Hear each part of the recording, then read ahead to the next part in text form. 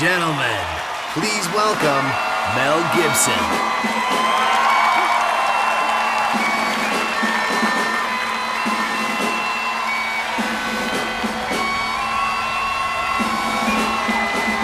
Did you hear us presenting it to you guys?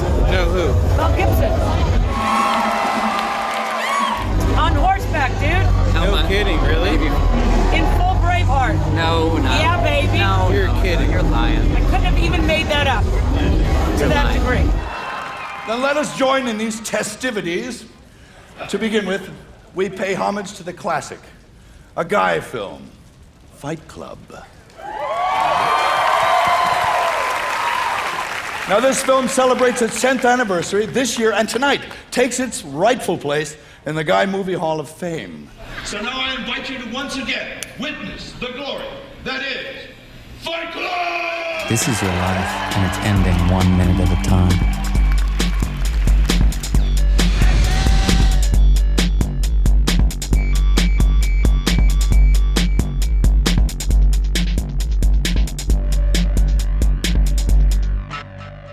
People are always asking me if I know Tyler Durden. No, wait, back up.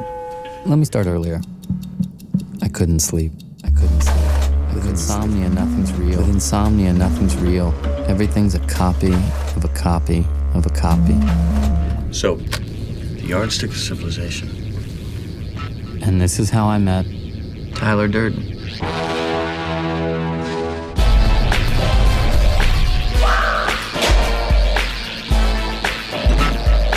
I want you to hit me as hard as you can.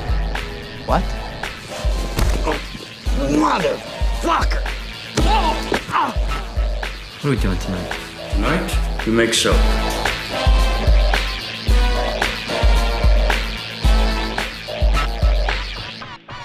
Tyler sold this soap to department stores at $20 a bar.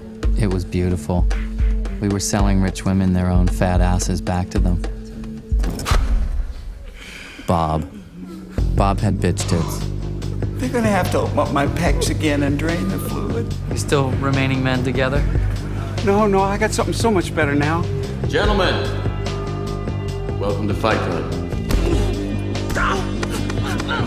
Can I be next? First rule is, You do not talk about Fight Club. I'm not supposed to talk about it. And the second rule is, You do not talk about Fight Club.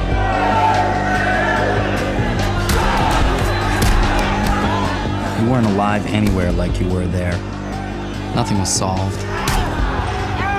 But nothing mattered. This was mine and Tyler's gift to the world. We all felt saved. is that your blood? Some of it, yeah.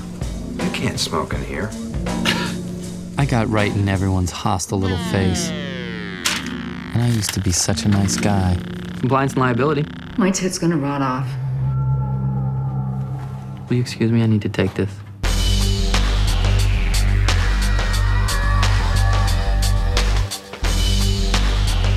If I did have a tumor, I'd name it Marla. My God. I haven't been fucked like that since grade school. We all became what Tyler wanted us to be. Each one of you has a homework assignment. Tyler built himself an army. Space Monkey. Operation Latte Thunder, go. To what purpose? For what greater good? In Tyler we trusted. You are not your job. Not the car you drive.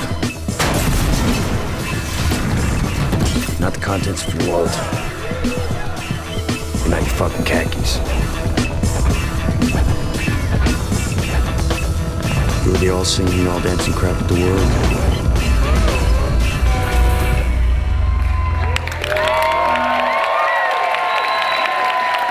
I'll give you $5,000 if when he gives to you, say thanks, sugar tits. Thanks, sugar tits. You gotta do it. You gotta do it. You're doing it. And welcome, David Fincher, Ed Norton, and Brad Pitt. Okay, so how does it start? When we first saw the review of the critics. Yeah, how about that? How about Although You know, we hate to be egotistical, but we kind of knew it was coming when we first read the We kind of reviews. knew that an award like this was in our future as soon as we read reviews like these. Okay. Thanks, Sugar Tits. So you do the intro, then I'll do this, then he does the that, intro. then I do this, then he does that. Brad, No, I don't want to do that one. I think these guys go back and rewrite it. David Denby was the one who said, like, you know, I would spend time detailing what a witless something it is, but it's such a turkey, it's not worth the effort or something. But now all he's got in here, this is the part that was funny. Fincher's sadomasochistic kicks overwhelm any possible social critique. Okay, write it down. Not to be egotistical, but we kind of knew that an award like this was in our future. Especially after we read the reviews of our movies, like these ones. A load of rancid, depressing swill from start to finish. Rex Reed, The New York Observer. A witless mishmash of whiny, infantile philosophizing and bone-crushing violence. Kenneth Turan, LA Times. He's a cop. Washington's poster child for What's Wrong with Hollywood. Anita Bush, Hollywood Reporter. The most cheerfully fascist film since Death Wish, it's macho porn, is the sex movie Hollywood has been moving toward for years. That was Roger Ebert of the Chicago Sun-Times. This movie is not only anti-capitalist, but anti-society, and indeed, anti-God. Alexander Walker, Evening Standard. You know, we're the guys. They want to start, so they want to bring you guys to the What would Tyler Durden do? What box? You gotta be kidding, on right? stage. Where you make your entrance from, not the audience. You're on stage, sitting in a box. Okay. What? We're on You're stage. on stage, sitting in a. Like, Do we have to do that right now? Do we have 5 minutes? They want to go now, so if you want to. Well, the question is okay. The only question is, in a moment like this, which is surely a career pinnacle for all three of us, what would Tyler Durden say? He's gonna do, in a moment like this, what would Tyler Durden say? The answer is Tyler would say, thank you. Thank you for allowing me to say how nice it is to receive an award for a movie about how completely meaningless an award like this truly is. Yes. Wait, semicolon. That requires some memorization. He might say, thank you for giving an award to our movie, which is about how meaningless awards like this actually are. Without whom I would not be here giving one last squeeze. I don't need desperate, do I? One last squeeze to the bruised. Desperate's funny. One last desperate squeeze to the bruised teeth. And thank you to all the talented people involved in the making of this film, without whom I could not be here giving one last desperate squeeze to the bruised teats of the corporate cash cow that is Fight Club.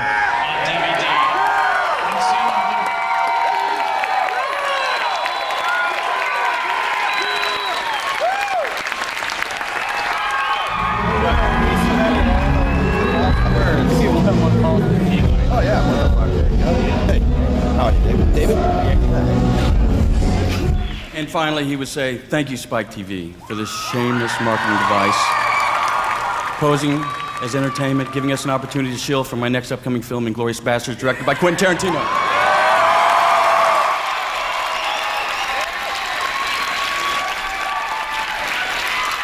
Thank you for the greatest fucking moment of my entire life. Thank you, Spike! Thank you, Mel! He's a southern gentleman who's only here because he was too nice to say hello.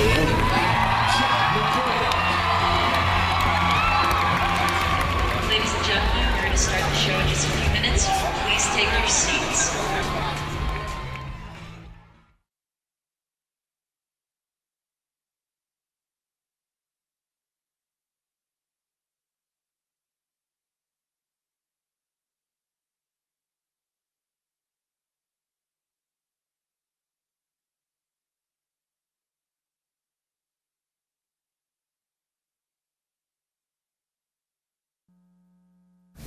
Rick, Mark, column mark? Yeah. Action. Was it ticking or something? Actually, throwers don't worry about ticking. Moms don't tick. Excuse me, throwers? Baggage handlers. But when a suitcase vibrates, that's when the throwers have to call the police. My suitcase was vibrating. And 9 times out of 10, it's an electric razor, but every once in a while.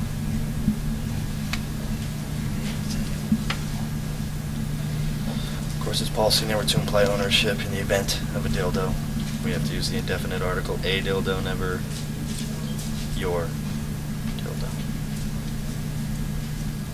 I don't own.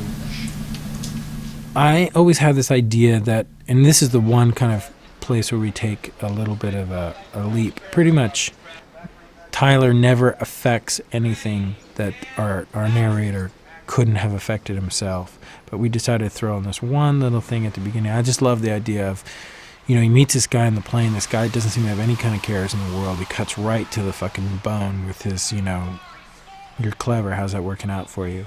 And then he goes, our hero loses his luggage. He's trapped with this, bureaucratic, security guy in the luggage terminal. And he looks out and he sees the guy seems to have all the answers and all the moves, and the guy hops over the side of this red sports car convertible and just takes off. And he's just like, some guys have all the luck. And then as he turns away, I love the idea that this guy comes running in the background going, hey, that's my car. But it's definitely a DVD moment. Not a lot of people saw it. You know the industry slang for flight attendant? Air mattress. Got it?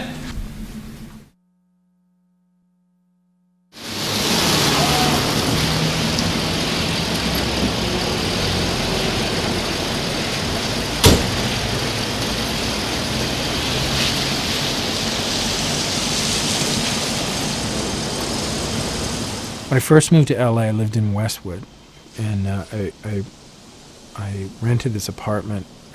It was we used to refer to it as the Miami Vice Hospital. It was like this brand new white, that kind of blown cottage cheese, like kind of stippled exterior, and these like turquoise metal window frames, and literally the layout of the apartment is exactly the layout of the apartment.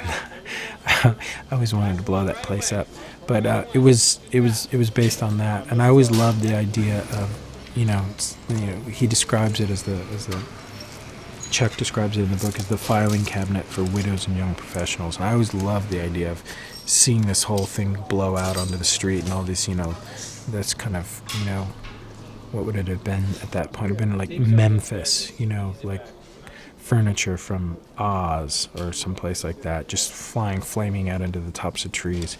And we couldn't do that. We ended up not being able to afford to actually see the thing explode, so we have this idea of like what the police would later tell me, and then he sort of runs down what it is that's happened, and you sort of end with the explosion. But the building, the layout of his apartment is really based on this apartment that I had in Westwood. Fast, fast. Everything else is perfect. Action one, right away. Right away. Too fast. On this, Yep, on the pan and the truck. Just get through there. The one thing we gotta see is that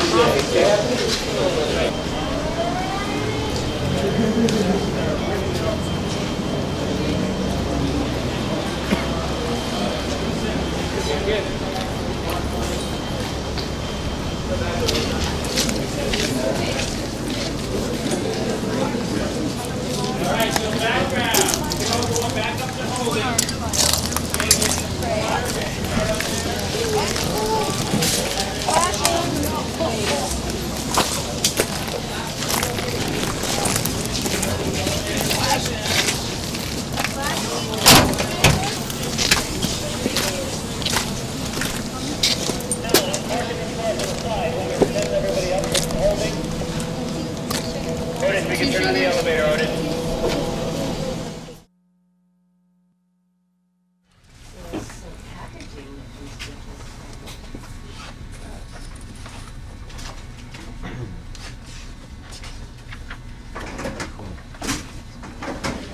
Will I be able to move through here? Mm-hmm. Okay, good. You want to weld this out, you mean? No. Or Just to be able to take a steady cam through here. Yeah. Because I'm trying to figure out where the path is going to be when he comes in looking for space monkeys. And instead of it, it might be better for him to come here for the stove and then have so much activity in here that he can't get through that way and he has to sort of be forced to come back through here. How much do you need for steady cam? Oh, no. I'm just saying we weren't planning on dressing because originally we were talking about these could be Oh, all being piled piled. with stuff. Right. No, we can. Just pack it up on the side so that I do have Yeah. room for that. Because I've also got a window up here, which isn't shown yet, that's going to give light to this as well. So we kept all of this glass on this plane. Yeah, exactly. So it's something that's like in here when we want to, we can roll it down. When we want to really be able to see out, we'll stage this thing where we don't see it, and then we'll. Hi, I'm transferring Scott. There's some nice views now, like this stuff right all the way through here. Yeah, you can always kind of just move and peek around. Yeah. Yeah, come back over. This neighborhood is basically the neighborhood that you see. It is not a suburban neighborhood. It is not. It is the outskirts of a completely industrial area.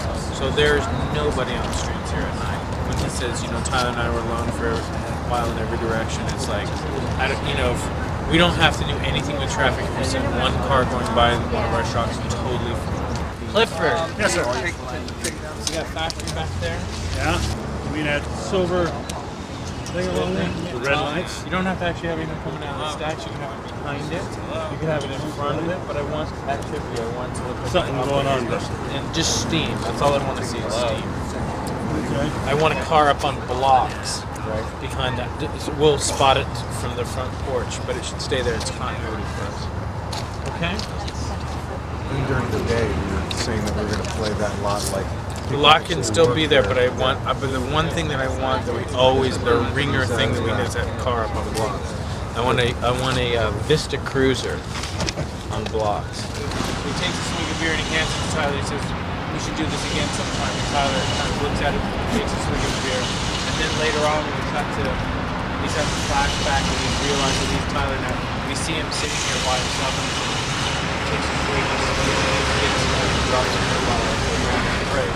So that will happen here. The entire screen is bringing it on these pads and you'll be able to get up and look down on the house.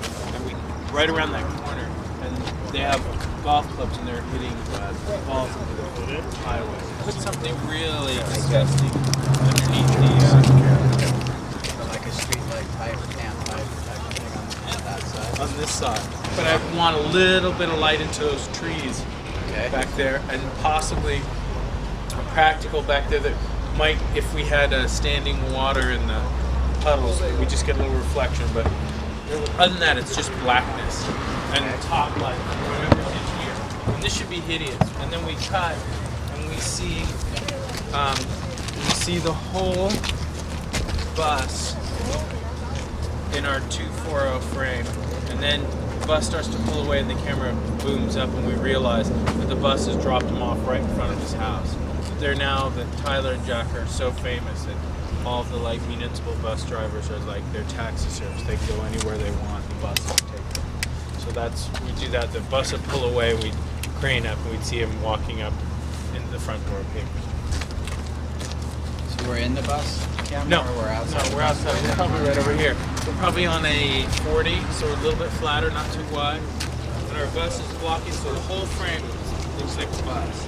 And then we see it's lit up inside. If he goes down the thing, and as he goes down the steps, the bus pulls away, and we do a little crane. So we probably chats it back here, so it goes straight. If we go back a little bit, it's fine. But I don't want to do this. Is this the same bus? Yeah. They'll all be the same bus, Yeah. basically different advertisements and stuff.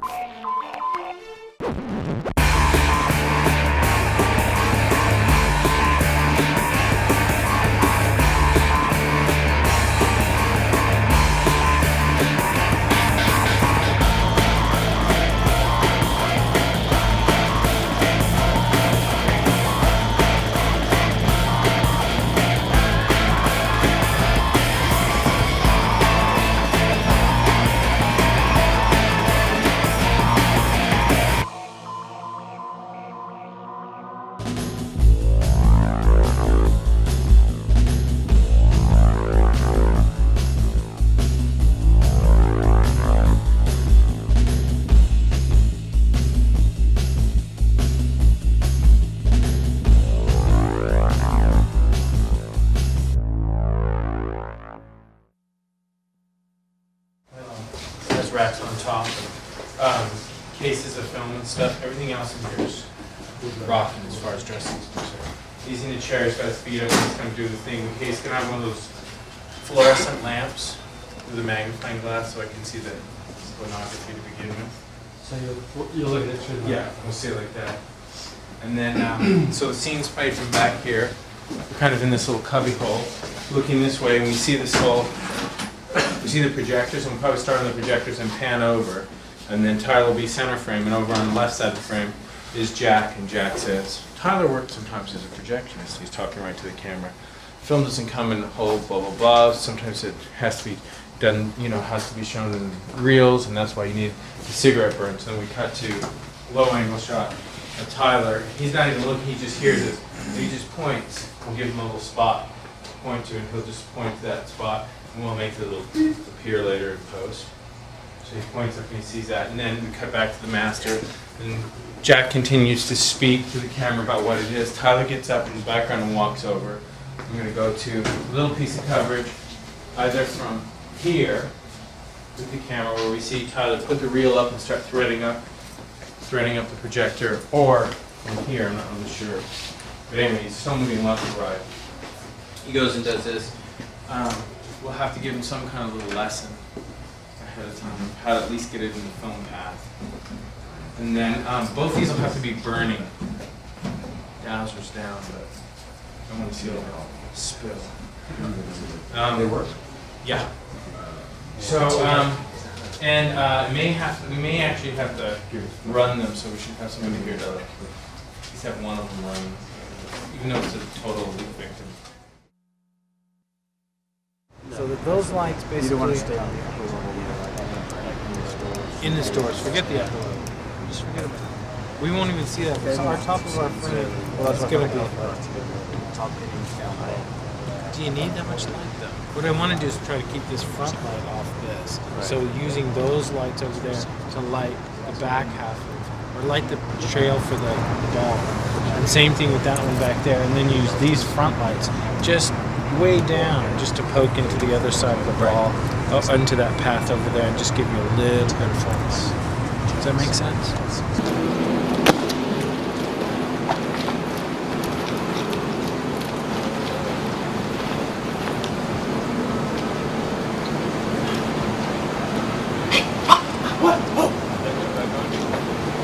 Okay, and go! Very nice. Okay, Evan, you don't have to jump in. Let's see. All right, split this back. That's what we want to do.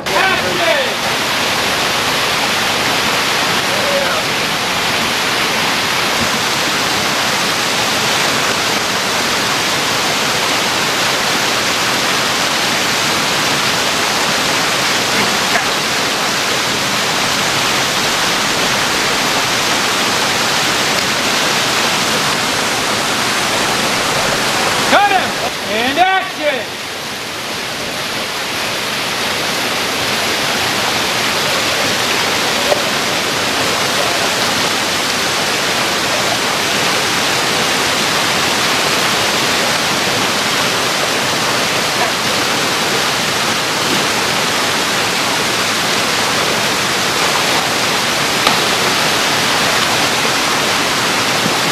Cut it!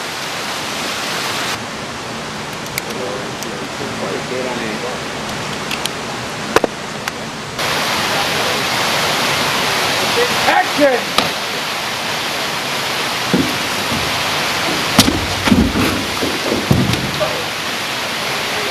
Got it.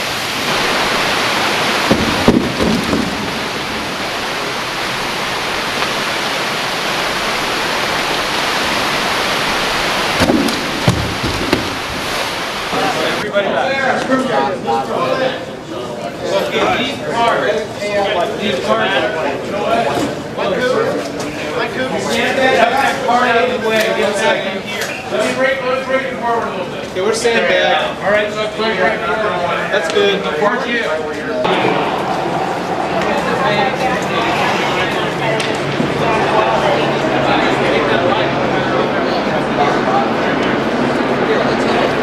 You ready? We're hot. We're hot. Stand by. Roll cameras. We are rolling.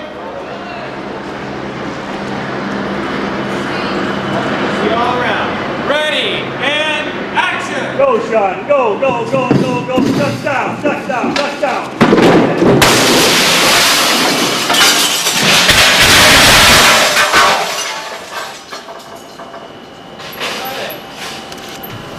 Okay, and action. Action.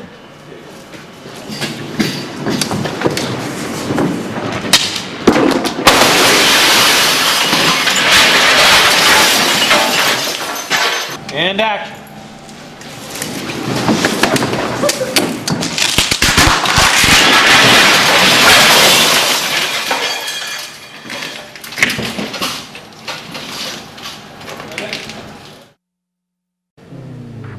You had to give it to him. Come on. He had a plan. But use this one to And it started to make sense to me in a Tyler sort of way. Tyler stay? Does Tyler exit with Jack or is he left? No, he's appalled by Jack. Okay. Okay, got it. Good, looks good. Keep going. With a gun barrel between your teeth, you speak only in vowels. Show me the pipe. Nothing there. Cool. Okay. They're gonna put all those grooves, groove it all the way. And they can do that? They can do that. So we only have 5 minutes. Go, go. No talking. 5 minutes.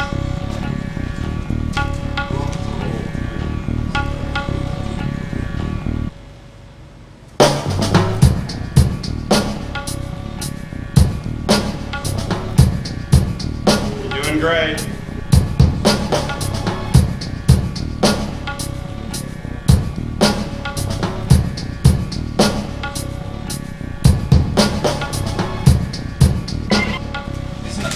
No, no. Here, I brought you this here and see. This is what I like. This what you like? But here's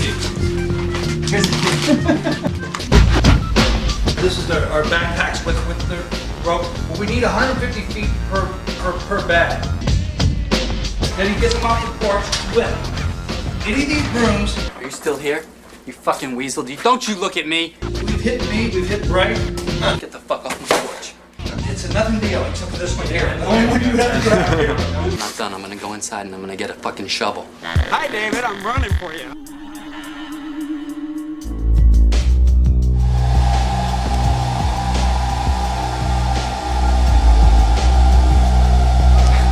You can start sucking your cheeks in and squinting your eyes and kind of raising and lowering your eyebrows.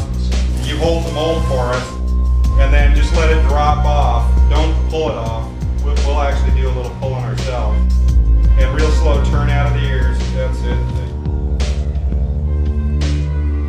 Say a little longer next time. Let's do it again, please.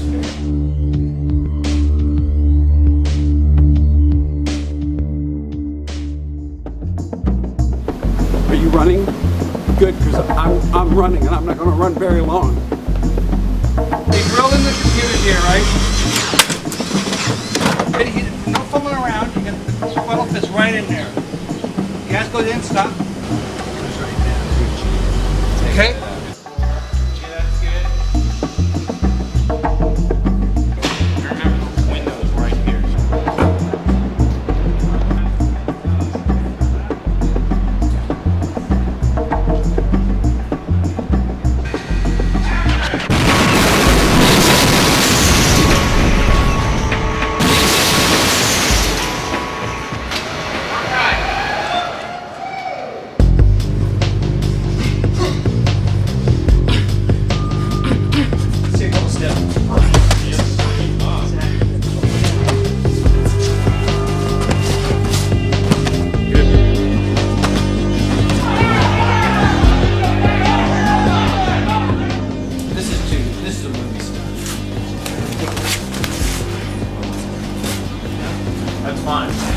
As sloppy as it can be getting in that position. Let's just free for all and I'll end up there. Okay.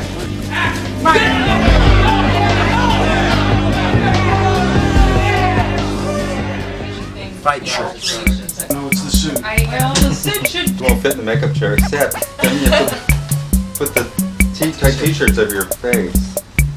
Now that's a look. I like that. Bob. Fast. It's not. It's we have. We need to have time to put our thing on here. Let's have your thing. You're gonna be able to do the trip. Save it! Save it! Save it! Save it! Save it! Save it!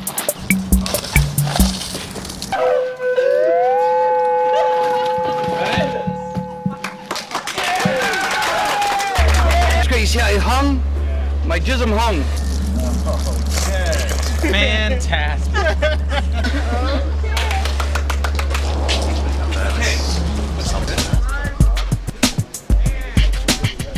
Roll camera and action.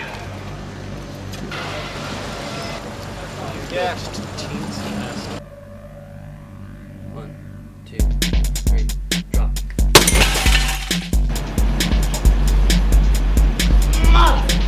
Motherfucker!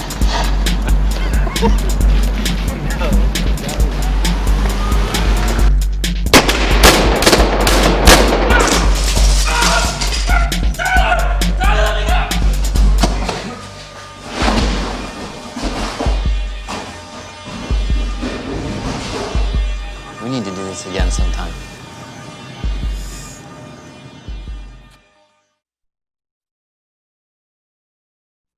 Basically, David puts a pseudo commercial into every one of his films that I've worked on so far. And so in the script, Ed refers to a nesting instinct. And so he basically, we put together a pseudo commercial for a chain Scandinavian furniture store that the art department dubbed Fernie. Previs was pretty simple on this one. And we started by showing a path through the room that we would do, and it was actually more complicated than what we ended up with. And it kind of gave the editor something to sort of look at in the early stages of the cut. So we put together this funny kind of ad, and it sounds really simple, but it turned out to be quite a logistical nightmare on one level or another, because as simple as an idea as it is, we didn't really map it out so that it could be pixelated and shot in camera, which would have taken days.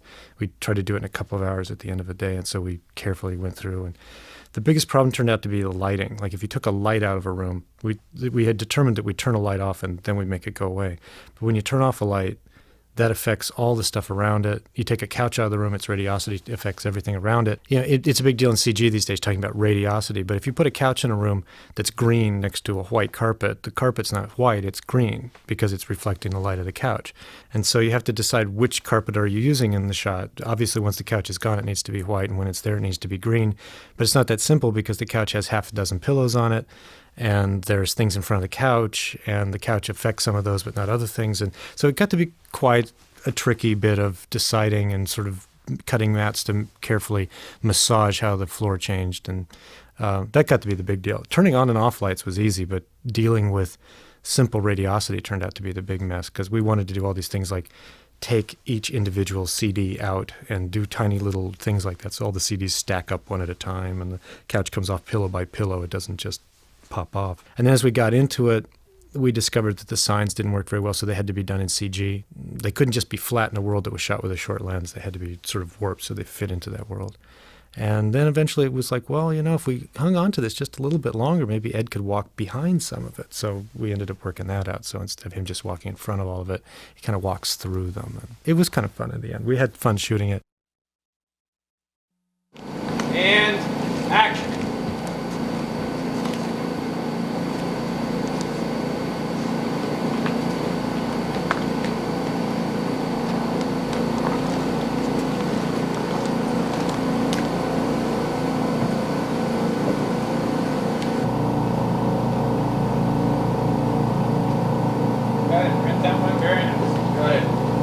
First step, just it's slowing you up a little too much. Just look down to where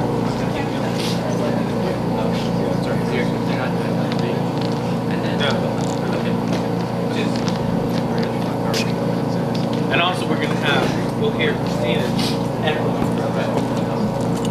Step forward into your cave. That's right. You're going deeper into your cave. And you're going to find your power. got it. Very nice. Where's that? And a little bit faster. Okay, here we go. Action. Keep this going and step forward to the back door of the room. Where does it lead? To your cave. Now step forward into your cave. That's right. You're going deeper into your cave. And you're going to find your power animal. Okay, cut. Where's that? The penguin was number 2 of all the shots we awarded. because we knew we needed really good character animators. And basically, outside of Disney, there's Blue Sky. I'd never worked with them before, and they have this incredible renderer that makes their stuff look really photoreal on top of being good character animators. So it was a pretty easy fit. But it was funny because we started out with David saying, okay, this has to be totally photoreal, has to do this, that, the other thing. We surveyed it. The penguin really walked on the ground.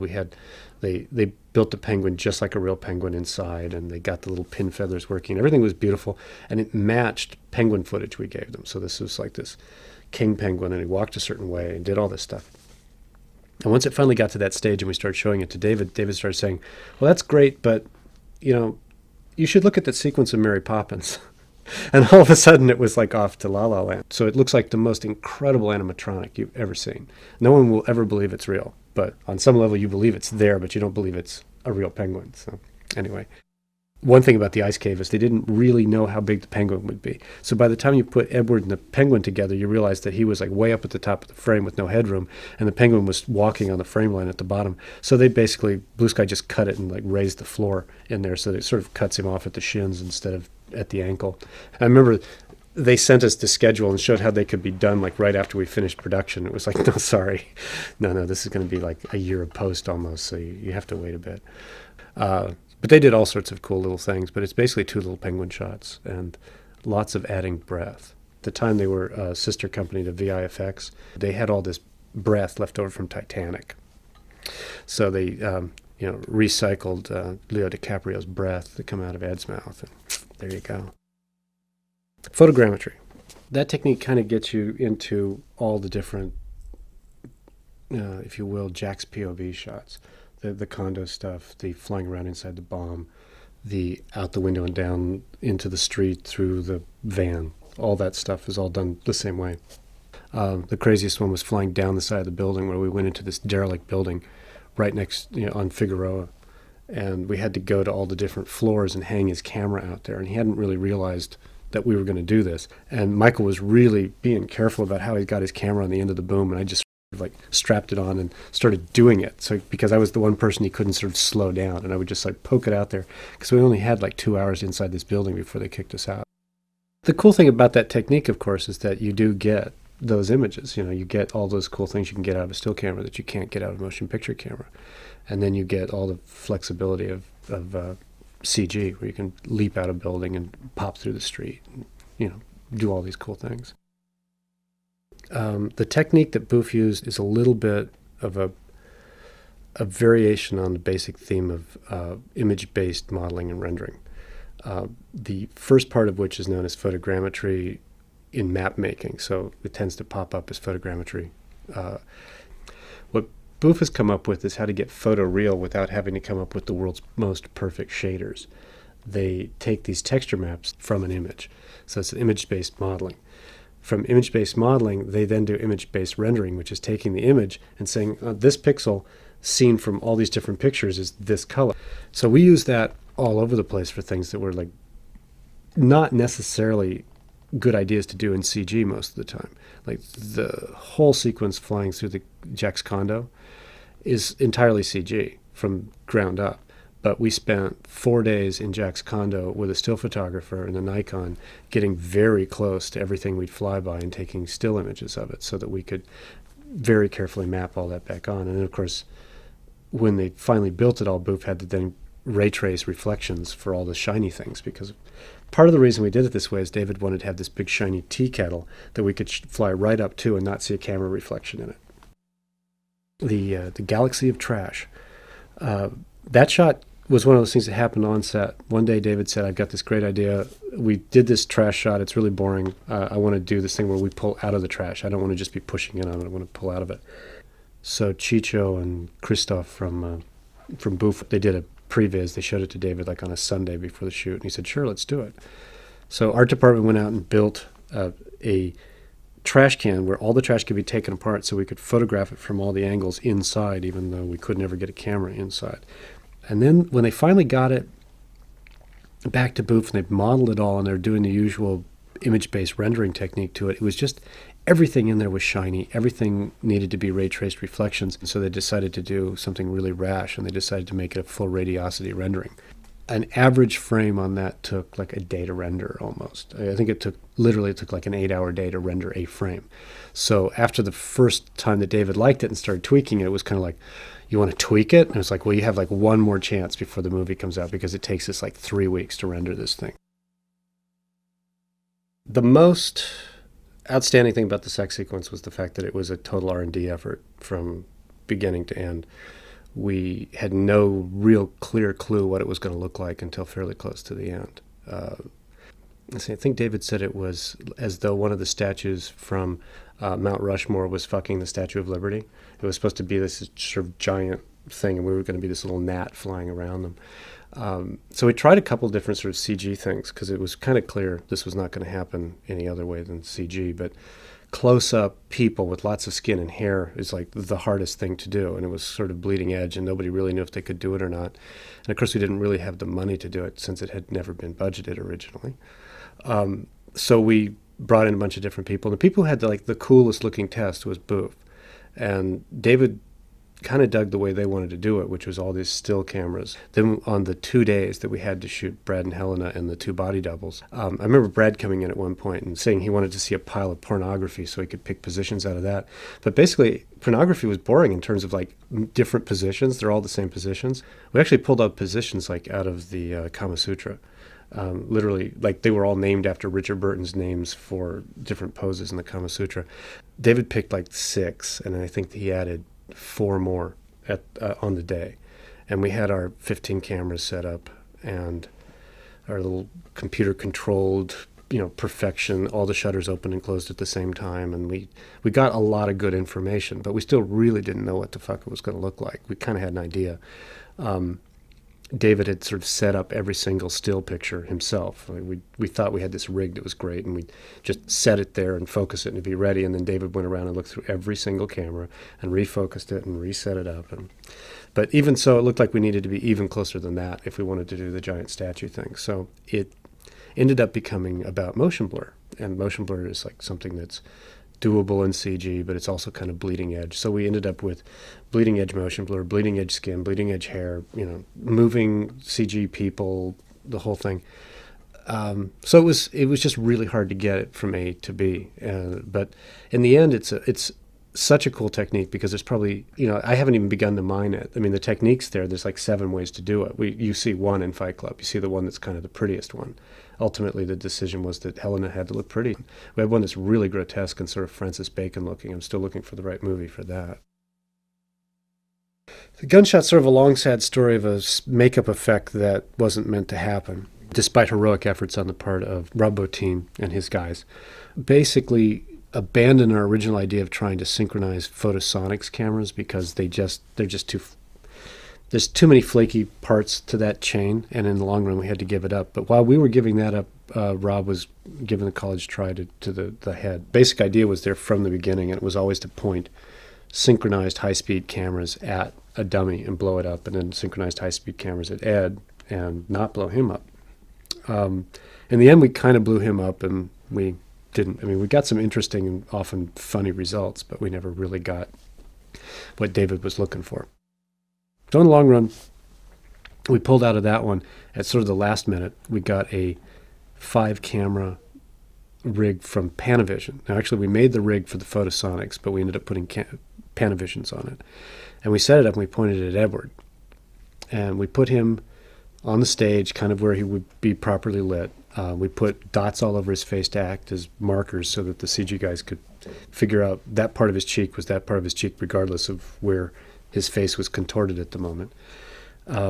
Rob took an air nozzle and pointed it at his mouth, and he opened it about enough for the gun to be there, and Rob put 180 pounds PSI down his throat real fast, which I think started out being 110 PSI, but through this sort of one-upmanship with David, it got higher and higher until it was like about to split his cheeks. All right, ready? 90 pounds. 90. Stop. All right. That's gotta be 150. 150. 150? You'd be dazzling. And then he would snap his head back as fast as he could, and sweat would fly off, and it looked really horrible. We then took, and we did try to shoot Rob's head with that rig. In the long run, the only thing I think that actually ended up in the final movie was dropping this bolt into a can of Methicil in front of the 5 cameras, and that splooge flew up in the frame and looked really cool. I think that's what's coming out of his mouth. The rest of it was all treated somewhat the same way as the photogrammetry techniques, because you took those 5 angles and you could make a CG head out of them. If you took any single set of 5 images, there was a CG head. They had to speed him up because he didn't snap his head back fast enough. Probably a good idea he didn't try. Blew his cheeks out even bigger. The smoke is all CG coming out of his nose, and there's a little bit of flame coming out of his nose for just like a frame. We originally decided it was like at 360 frames a second or something like that. You'd never see a bullet at that speed. But then David decided he wanted to see a bullet, and so at the very, very end of the entire process, David had a bullet sort of bounce off his jaw or something. I'm not exactly sure where it's coming from, but it's flying through the frame very quickly. It's a good one for the DVD audience. Kevin Haug. The buildings was the most classic example of total collaborative effort. So we ran around first to find all those buildings, then we pre-visited extensively until David liked exactly the timings that he saw and where the pyro would go off and how all that happened. And then we took those particular angles and we went back out with Richard Lund and his 8x10 camera and shot 45-minute exposures through tinted glass. You know, every one of these buildings in all of its living color, and that is what made up the translite. Doc Bailey. I'd never built anything for a translite. I barely even knew what one was. It was frame 1 of the animation sequence. Basically, it meant that the whole scene had to be designed first in order for me to just produce this one pair of pictures for the translite. And so I had to work backwards in a way. I had to make sure that all of the decisions that I was making and that David was making in the design of the translite would satisfy the requirements for the animation and vice versa. All of that had to happen before we got the models even to where Doc started disassembling them. He ultimately decided on the most tedious way of doing it. I mean, he'll describe it better than I can, but ultimately it's take a building, take it entirely apart, then take the parts of the building and break them even into smaller parts, and then put it all back together again and animate all those pieces. It looks really good and chaotic and it looks very real, but it's a massive undertaking to do. It's really slow. Well, it's kind of an odd situation to find yourself in, this simulating a demolition that can be done using other techniques. I mean, the standard technique for this is for a bunch of boys to get together and build these models and take them out into the desert and make a big mess, you know. We did a little bit of that in order to get the fire, to get the pyro bursts, and John Sturber did really a wonderful job, and that was a real good move because it lent a level of realism to the shot. The rest of it was all synthetic wireframes that had been just blown to pieces with these really exquisite wallpaper textures of each building on top of them. And so I had these big-ass 6K by 8K files for each one of the buildings. It became really the blueprint for how the buildings were assembled and disassembled. I knew that if I made the wireframe directly from the photographs, that the underlying structure for each one of the photographs would precisely align itself with each of the elements. And when all of that was built, then I went about the business of shattering all of those. And in order to shatter all that stuff, I had to write with my assistant 2 new animation systems. And I arrived at the concept by working on the game with David a couple of years before, where I had a similar assignment, which was to crash a ceiling as the actor's falling through it. And that was a paltry 5,000 chunks of glass and some dust in that. What we were talking about on Fight Club was potentially 3 or 4 million pieces, so that was quite a leap. The original idea was that the way we were going to make sure that all those CG buildings looked good was that we were going to have grain from the foreground to put onto it, which meant that the reflections in the windows and everything had to be the real reflections from the room. And we were going to have real flash bulbs going off exactly timed perfectly to fit all of the flashes outside that needed to do lens flares. So all that was worked out, and we end up with one stumbling block. Both Ed and Helen are wearing black garments, and it needs to be against a black background. The theory was, okay, fine, we'll put a bright backlight on her, we'll get a little bit of an edge, and they can roto it. Unfortunately, what happened is that instead of standing right up against the glass where we could do this, they stood way back from the glass. Only her hair is lit. So in the long run, Gray had to hire a guy to cut her up in little pieces and sort of track them around. It was a horrible job. But in the long run, the reflections are real, the grain from the foreground is put back over the background, and it sort of kisses the whole thing together. Trust me, everything's gonna be fine.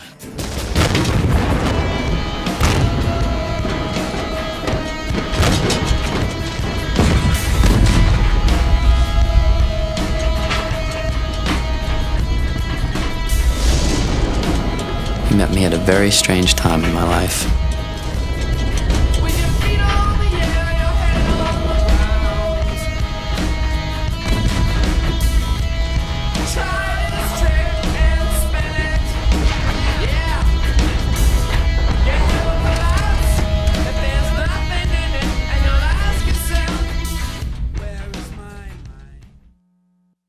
The original plan for this was in the very, very first boards that David ever did for the movie.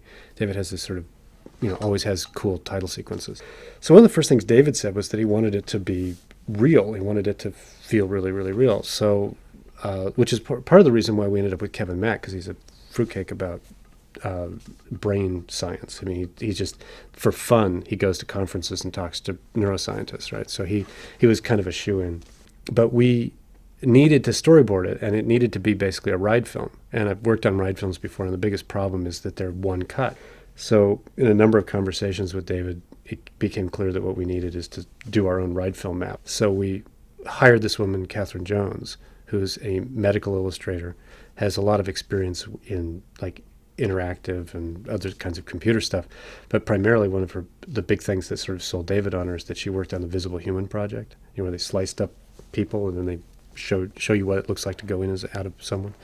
And she had some neuroscience background as well. She's one of the few people I know who likes to watch surgeries. She'll say, well, what are you doing this weekend? Well, there's this great surgery up at Wisconsin. I'm going up there to watch this guy go in his brain and take this tumor out. And it's like, sure.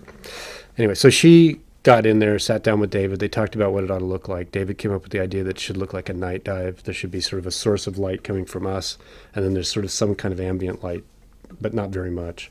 And it would be really dark. He was really happy to find out that the brain had no color to it, basically, internally. So it could be really monochromatic. She did some research. She talked to him about it and ultimately picked a spot in the brain where we should start, which is sort of where a fearful thought in the amygdala would probably begin, and then mapped out, of course, how we'd get from there out to his forehead. And ultimately, she produced this book that had all the different rooms. In ride film terms, we had all the rooms worked out.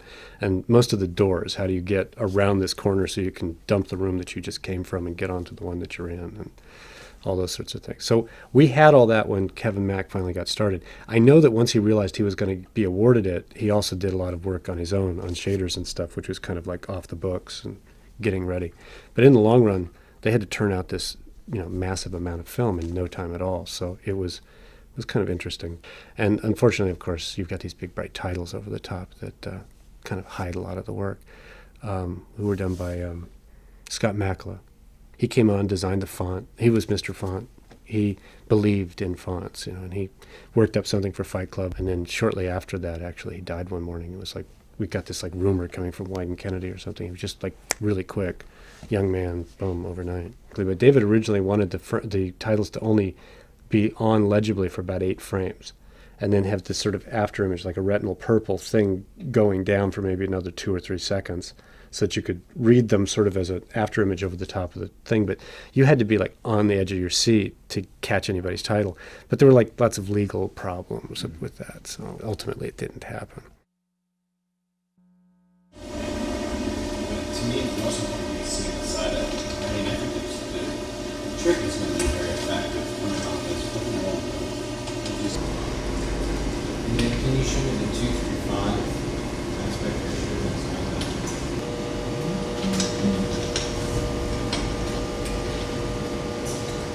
Yeah, if we can just get rid of the fucking people.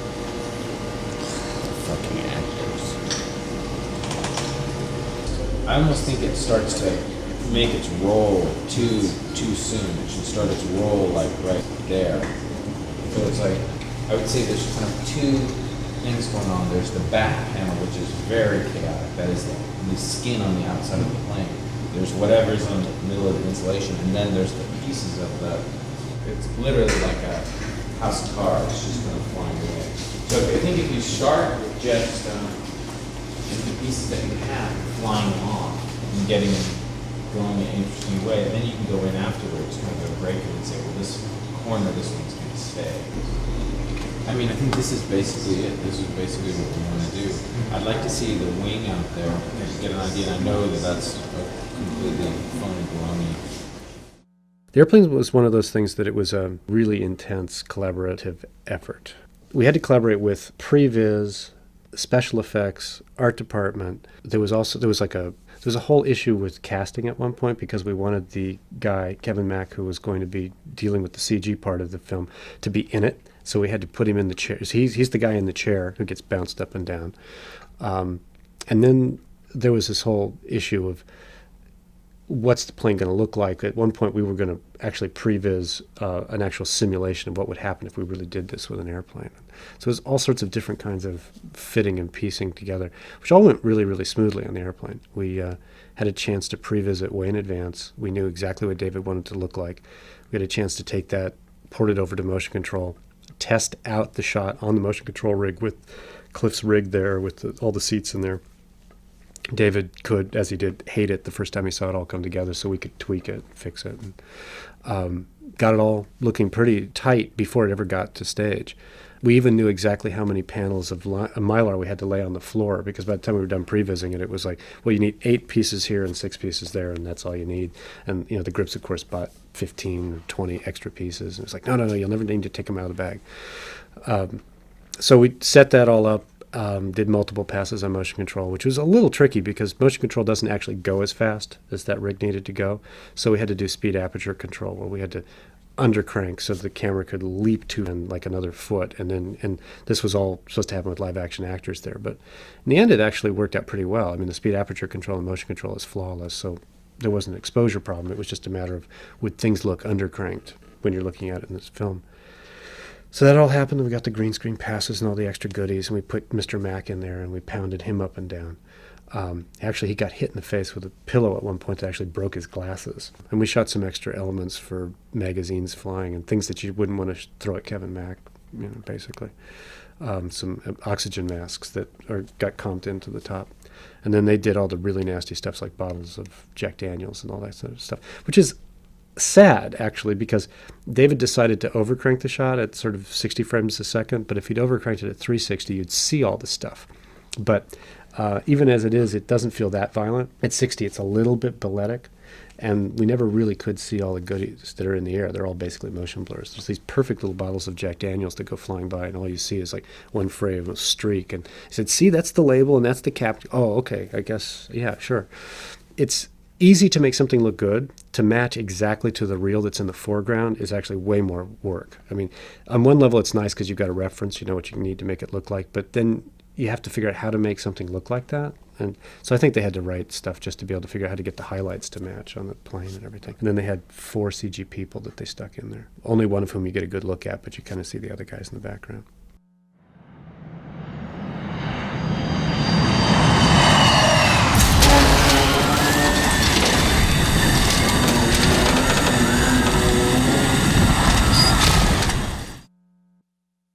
All right, stand by. We're going to do a dry rehearsal at speed for Mike Runyon. Is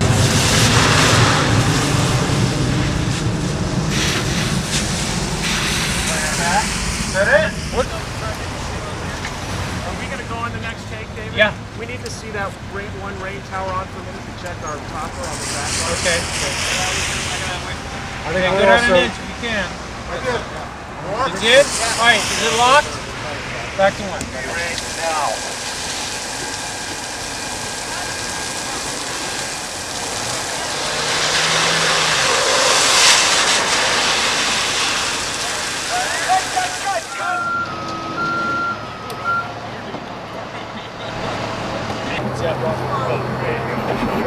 Okay, that's all right. We're at the end of the shop. We need it. But I'd like to mention that. Not a problem. This is starting. We're in the back, like half of the. Yeah, I hear you. The bumper of the first car, so we just get. Okay, Michael, stop it right there. Stop it right there. The post is not going to. No. Yeah, just some things. Yeah. Michael Heron.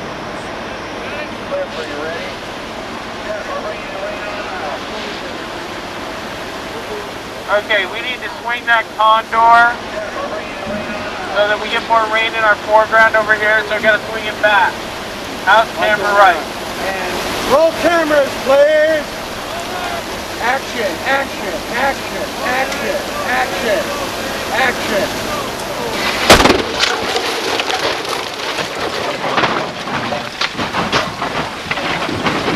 The back of the car is right where the thing was letting it go.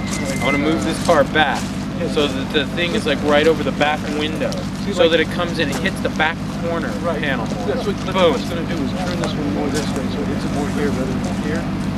And we're going to flatten the tires on the right side so it hopefully turns over as well. Well, that's a good idea. Okay, but here's what I'm saying. Right. You're doing this like, you're saying turn this, I'm saying leave this out like this and hit it more like that, so that it goes over that way.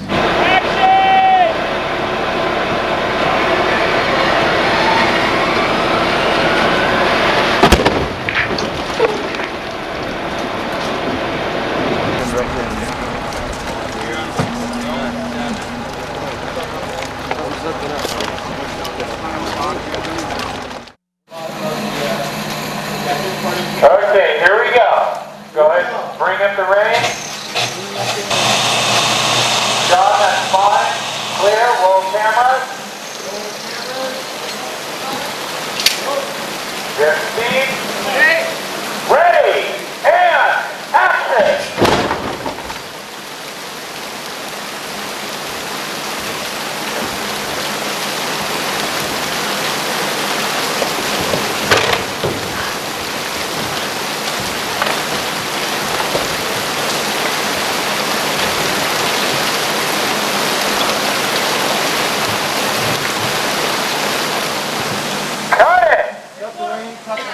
Everybody okay? Cut the rain. Way back the rain. Back immediately, go around this whole block.